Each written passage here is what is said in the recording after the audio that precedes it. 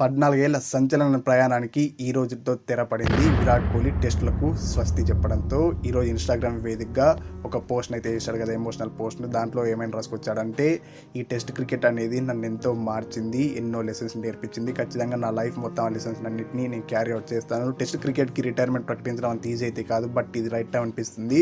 అందుకని నేను రిటైర్మెంట్ ప్రకటిస్తున్నాను. మీ అందరికీ చాలా థ్యాంక్ యూ, ఇంతటి పెద్ద అవకాశాన్ని నాకు కల్పించినందుకు అన్నట్టయితే అతను ఇంకా ఆ యొక్క పోస్ట్ చేసి తన యొక్క రిటైర్మెంట్ అయితే విత్ ఇమీడియట్ ఎఫెక్ట్ అయితే ప్రకటించేశాడనమాట.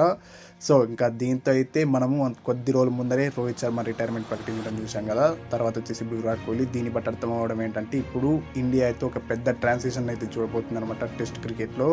అది పక్కన పెట్టేస్తే కనుక విరాట్ కోహ్లీ యొక్క టెస్ట్ కెరీర్ చూసుకుంటే కనుక టోటల్గా 14 ఏళ్ల పాటు కొనసాగింది. అందులో భాగంగా 123 టెస్టులు ఆడిన విరాట్ కోహ్లీ 9,230 పరుగులు చేశాడు విత్ అన్ యావరేజ్ 47. ఇంకా సెంచరీస్ విషయానికి వచ్చేసి 30 ఉన్నాయి, హాఫ్ సెంచరీస్ 31 ఉన్నాయంటే దీన్ని బట్టి అర్థం చేసుకోండి, అతను వన్స్ హాఫ్ సెంచరీ చేశాడంటే 50% కన్వర్షన్ రేట్ ఉంది. ఆ తర్వాత వచ్చేసి 7 డబుల్ సెంచరీస్ ఉన్నాయన్నమాట. యాక్చువల్గా అంటే Virat Kohli test career start చేసిన వెంటనే అతనికైతే పెద్ద స్కోర్స్ అయితే రాలేదు. ఎప్పుడైతే 2012లో ఒక స్పెషల్ నాకైతే వచ్చింది కదా అడిలైడ్ వేదికగా, ఆ తర్వాత వచ్చేసి తన యొక్క మెయిడెన్ సెంచరీ అడిలైడ్ వేదికగానే కంప్లీట్ చేసిన తర్వాత ఇంకా అక్కడి నుంచి విరాట్ కోహ్లీ అయితే వెనుదిరిగి చూసుకోలేదని చెప్పాలి.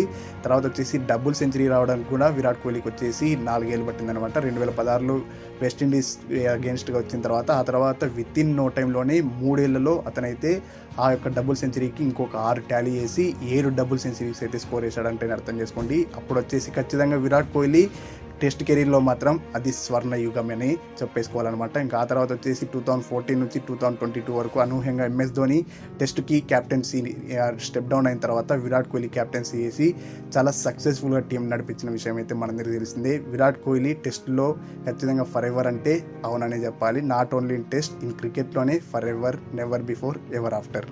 Subscribe for more content.